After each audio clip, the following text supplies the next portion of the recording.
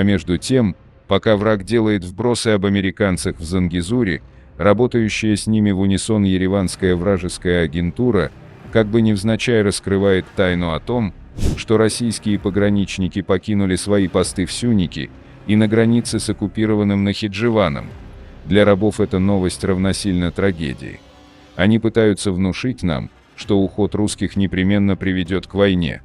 Рабам ведь не докажешь, что война приходила как раз туда, где стояли русские посты.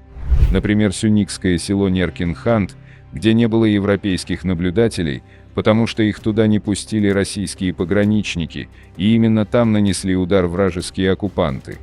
Но за вычетом эмоций и манипуляций остается факт. Оба вброса касаются Сюника, причем оба подаются как причина и повод для новой агрессии против Армении. Получается так: уйдут русские, будет война. Придут американцы, будет война. Близится сентябрь. Враги любят начинать войну в сентябре. Самая модная мантра в политическом поле вокруг нашего региона звучит как: мирный договор между Арменией и Азербайджаном практически согласован. Осталось согласовать некоторые детали. И так уже целый год. Всех все устраивает. По моему мнению, в современных реалиях, когда все понятия искажены, почему мирный договор должен что-то гарантировать? Войны давно уже не имеют четких очертаний. Они стали гибридными. А гибридные войны не могут закончиться ничем другим, кроме гибридного мира. То есть мира, при котором главным девизом будет поговорка «Ходи и оглядывайся». Нужен кому-то такой мир? Мне лично нет. Лучше ли он, чем горячие войны?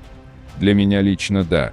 Мир уже давно, с 1945 года, находится в состоянии перманентного гибридного противостояния все против всех. Гибридные войны идут даже среди союзников. Турция, Греция и США с Францией, все они члены НАТО. Разве это мешает им вести гибридные войны друг с другом? Или Китай с Россией? И там, за фасадом благополучия, клубки целующихся змей. Византия отдыхает. Такое широкое применение инструментов гибридной войны, как сейчас, говорит о том, что отношения между государствами обречены на анархию, и о том, что отсутствие вооруженной борьбы всего лишь передышка в перманентном гибридном противостоянии. Состояние мира в любой момент легко перетекает в состояние войны и наоборот. Прекратить вооруженную борьбу, конечно, можно, заключив перемирие или мирное соглашение.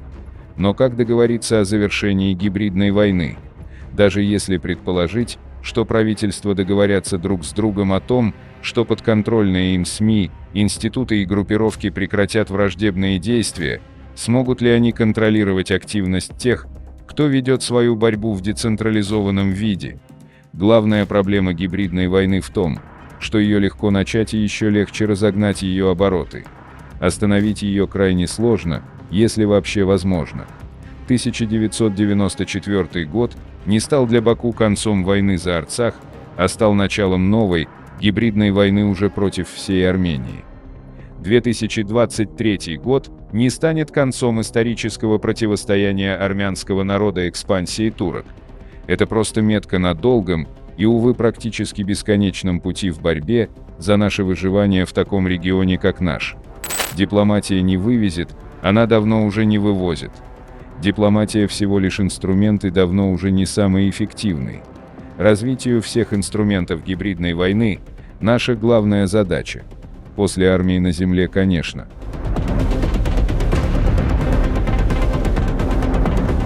Ожидание войны между Ираном и Израилем, которая якобы должна стать началом большой войны и раздела мира, превратилось в скучную компьютерную игру.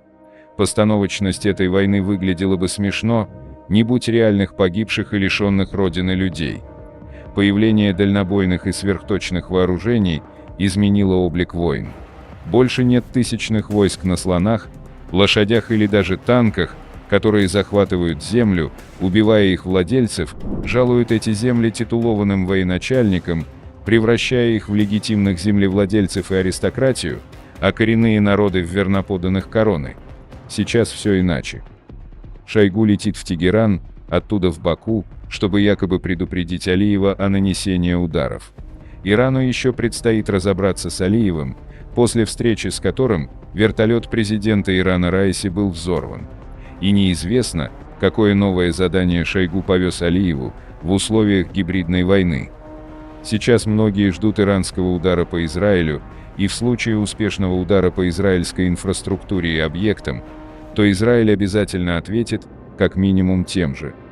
В принципе, на все выпады Израиля Иран начинает демонстративно угрожать ракетами. Подобное поведение Ирана, грозить ракетами по каждому случаю, может говорить о том, что Иран не обладает такими операционными возможностями и такой агентурной сетью на территории Израиля, какими обладает Израиль в Иране или же обладает, но не уверен в успешности исполнения подобного рода операций. То, что таких акций нет, совсем не означает, что нет и попыток. Но иногда попытка, очень даже пытка, и ничего не получается. Например, в Ираке, Сирии, Армении, Грузии и даже в Великобритании у иранцев обширные и эффективные сети, способные осуществлять серьезные операции. А в Израиле они не могут ничего от слова совсем. Обложили со всех сторон, но глаз видит, а зуб не имет. И дело не только в союзниках Израиля, дело в самом Израиле, там не страдают излишней снисходительностью к тем, кто хочет убивать евреев. Иран не может похвастаться своей внешней разведкой, так как их операции в основном ограничиваются менее защищенными странами, такими как Ливан и Сирия. Они даже в Азербайджане не могут ничего сделать.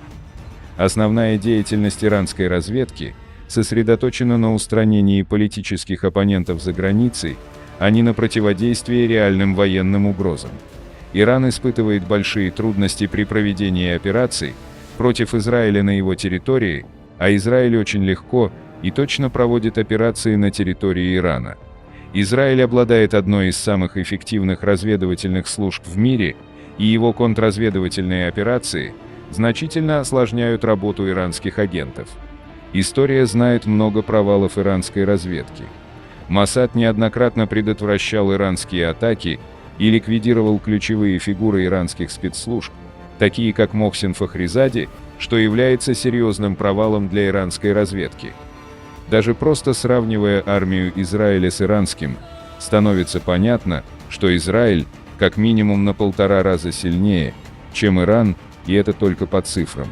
Отмечу, что у Ирана 88 миллионов населения, а у Израиля 10 миллионов. Да и не нужно забывать, что у Ирана есть Белуджистан, Южный Азербайджан, и не только, которые во время войны вряд ли будут тихо сидеть. Пишите ваше мнение в комментариях и подписывайтесь на наш канал, чтобы не пропустить самые важные новости региона и мира.